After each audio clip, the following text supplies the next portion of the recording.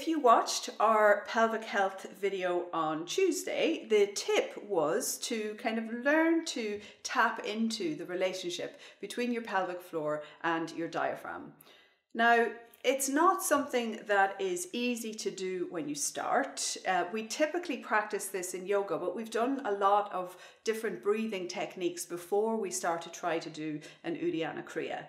But we're going to just have a little look today at how it is to do this hypopressive and how we can feel it. If you think of the subtlety of the movement of your pelvic floor when you're breathing, then we can do a little exercise where we sit quietly and we just see first if we can sense the movement of the pelvic floor with the breath.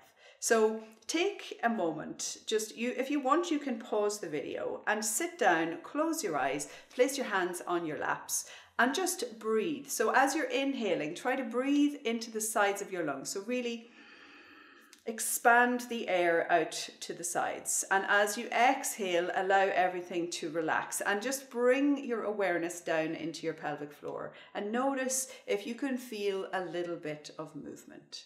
So you do that for a while until you get that sense that there is a little bit of movement. You should feel a gentle lift as you're exhaling without actually contracting. This is a natural rhythm. It's not something that you have to force.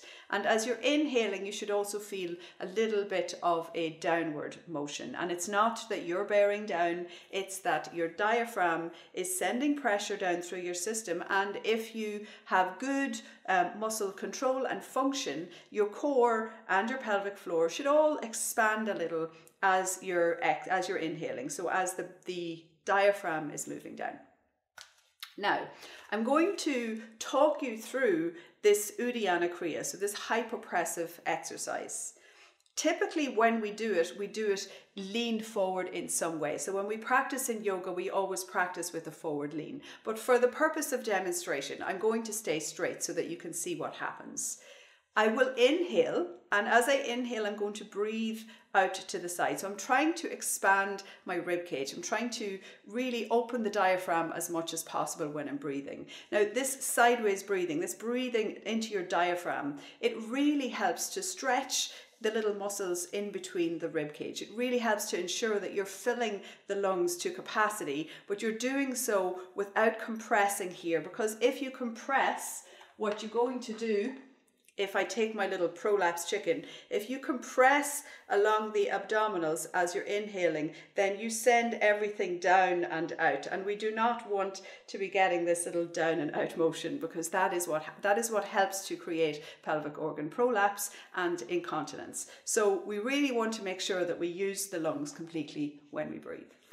So when I inhale to fill the lungs. When I exhale, I'm going to exhale all the air out completely. And once the air is completely emptied from the chamber, so at the bottom of the exhale, that's typically when your diaphragm has kind of squeezed everything to get the air out of your lungs. Then I'm going to relax my rib cage. And when I relax my rib cage, it's going to return to a neutral position. And when this happens, everything, because this is an airtight container, is going to get sucked upwards and inwards. And you'll see that around here will be sucked in, and around the backside here will also be sucked in. So everything gets drawn in when you allow everything to relax with the air out of the lungs. And it's a really great way to demonstrate just what this airtight chamber really acts like.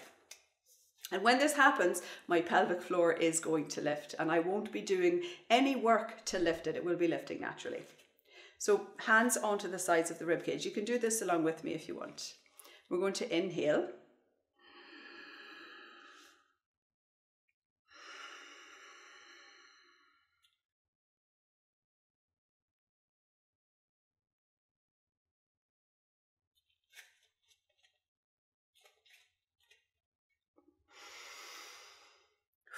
So it's quite a compression. It compresses everything, so all the internal organs, and it lifts up on the pelvic floor. So you see even the backside here draws in. Here everything draws in because the lungs are two big air chambers, and when they're full, they're expanded. But when they contract, when they're empty, then they're just these little empty sacs, and there's lots of space for everything to move up into. Now, you can try to do a few of these and see how they feel.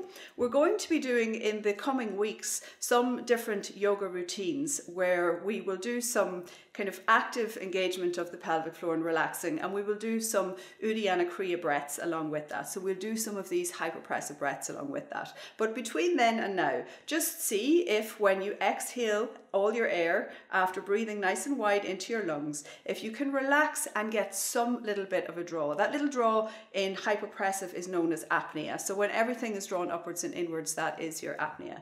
But for many people, the apnea doesn't come first time. For me, it took quite a while with yoga to actually get an apnea.